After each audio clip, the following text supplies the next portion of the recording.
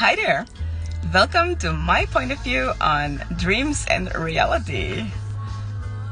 I live in a fairy tale. I told you guys. My name is Cheryl Maritza Poyali. I'm the owner of Kroppehelse Hallingdal, a wellness clinic in Norway. All my treatments are provided with a holistic approach. That means I see the whole of you and not only your symptoms. So,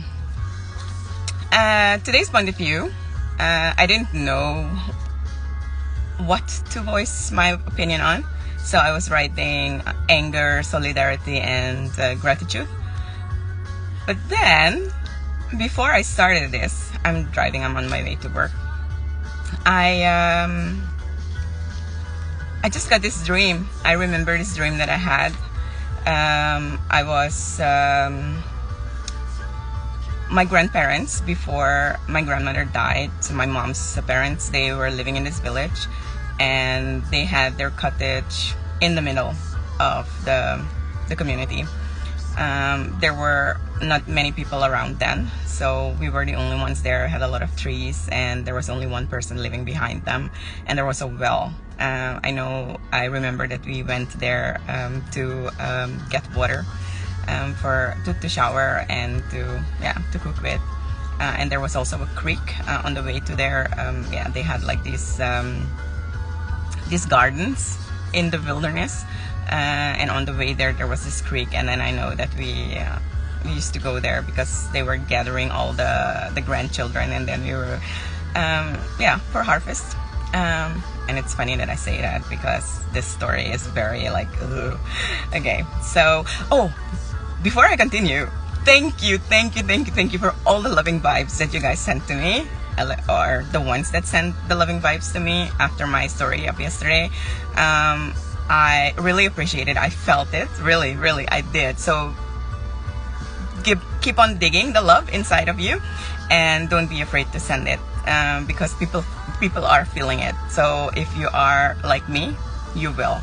And the people that are hating, I can't help it being happy. So whatever you do to make me sad or whatever, it doesn't hit me, okay? Maybe just a little bit, it just shakes me, but it doesn't get to me. So stop trying, because you're just hurting yourself. Anyway, back to my dream, because I don't have a lot of time. So yeah, we were in this cottage. I was sitting there. My grandmother was there is this root in my country, Suriname, called cassava. I don't know what the universal name is, but it's a big root. It's a white root. It's like it's brown on the outside. The shell is brown, but the inside is white, and it can be poisonous, I guess.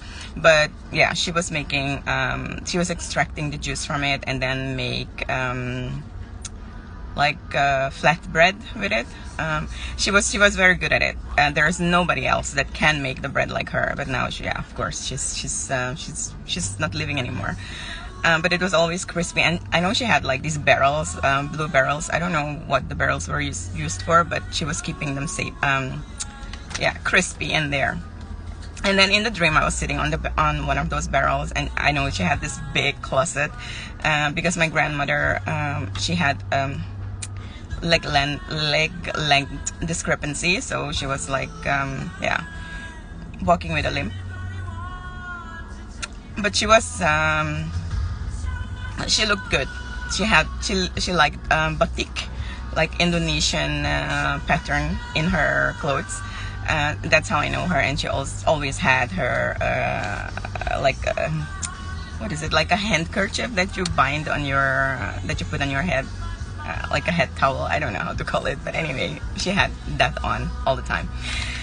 So yeah, I was sitting on this barrel, and then my husband came from behind me, and he was hugging me, and with this glass box in his hand, and I was looking at him. I know I was sad. I remember I was sad, and then he hugged me. He said, I love you, don't worry, it will be okay, he said. And then I looked at him, and I saw the glass box in his hand, and he said, I haven't forgotten about it, it's just that I didn't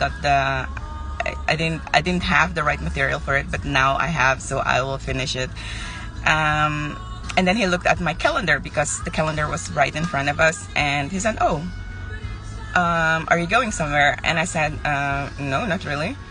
Then he took the calendar down and he saw that there was something written, marked on the calendar. And he said, that's weird. It looks like your handwriting, but it's not. I said, well, okay. I said, so when are you leaving? And then I looked at the markings and I saw that I had to be somewhere at 5. I thought, oh, okay, okay, yeah, whatever. So I was picked up by this big, it looked like a mobile home. And I was wondering, okay, is that my taxi? So I went in there, and then there was this guy, the guy that picked me up. He was a two-faced guy. It was like I knew him, but then that other face I didn't know. So it was weird. Anyway, I had to pick up my glasses. So the guy drove me to the glasses. But when we went there, suddenly we were on a motorbike. My imagination runs wild. So, and then when I was on motorbike, I could see on the roofs of the buildings that there were people watching me. Some were having binoculars, and I was asking him, what's going on? Why are people spying? And he didn't respond. He just said that I should cover my face. I said, oh, what is this? So then we went, we continued, and then we stopped at this camp. There was a gate, and he opened the gate, and we went through. When I went through, but it was like there was a high fence, and when we got in, I saw all these children with dirty faces, and they were maybe between 6 and 9 or 10 years old. And I was looking at the children, but most of them were young, like very young children. And then there were these women walking in gray dresses, but they were not very nice. And their faces, you could see that they are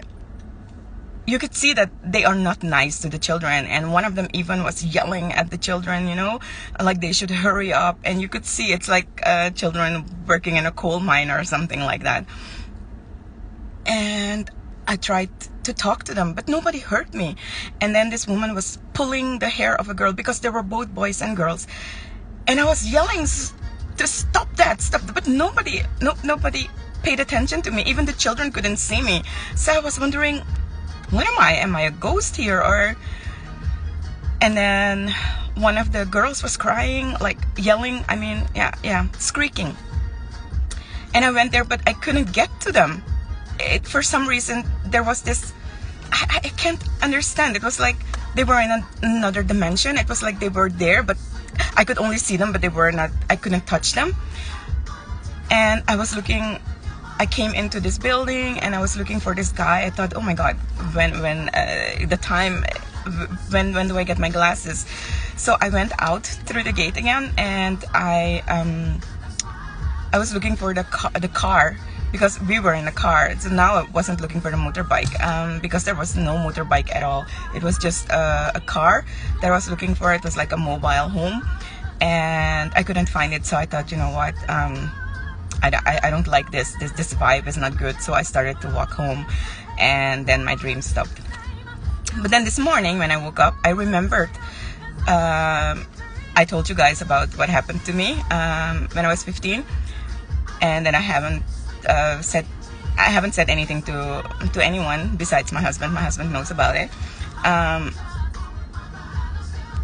And then I remember something. Somebody knew, because my grandfather, my dad's dad, he was a shaman. And I remember, I think it was either on his birthday or during Christmas, because then we went to both Seth's grandparents, or they came to us. But now I think it was his birthday, so we went there. And when I went to congratulate him, usually we gave him a hug. And when I did that, he suddenly grabbed onto me. And this is reality, okay? This is a memory. He grabbed onto me, and it was like he was shaking me. And I could hear the anger in his voice. Said, who did this to you? How could you let this happen? And I got scared because my grandfather was a nice person towards us. A lot of people were saying that he was mean to my grandmother, but he has never behaved like that towards us. And the last thing, he just said, no, no, no, no, no, no, no. How will I protect you now? How can I protect you now? And I didn't understand it. So when we went home, when we arrived home, I was a bit silent, and my mom wasn't used to me because I like to talk. I'm a chatterbox, like here as well. Then my mom asked me what was wrong. I said, Opa, that is grandfather. I said, Opa was a bit weird today. He said strange stuff to me today. Then my mom said, he was probably drunk, so don't worry about that.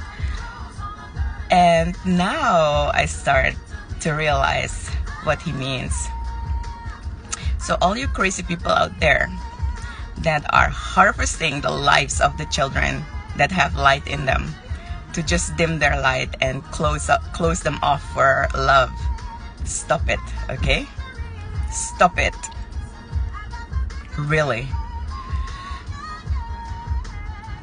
My light won't be dimmed. It couldn't be dimmed. Okay? It's not locked up. It's still there. And that's why I'm having faith in my Creator, because I have been protected my whole life. Now that I look back on my life, at everything that has happened in my life, like I almost died, and when I almost died, that's when I got like this reality check that it happens like that. You can die like that. The people that helped me out of my car that day, one of them said to me, lady, there's somebody up there that is very fond of you, because nobody would survive this crash.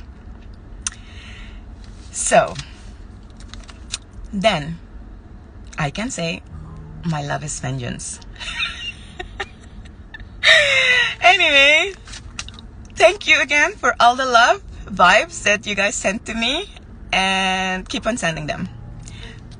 Don't be scared, okay? Don't be scared to be rejected, because love is very powerful. So keep on loving, dig deep. All of us have love. All of us have a drop, even if it's one tiny drop. But you have to nourish it, okay?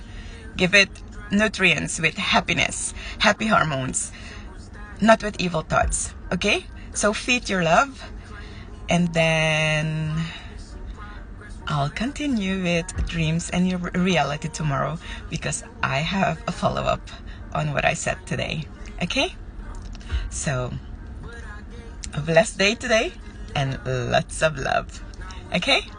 Bye.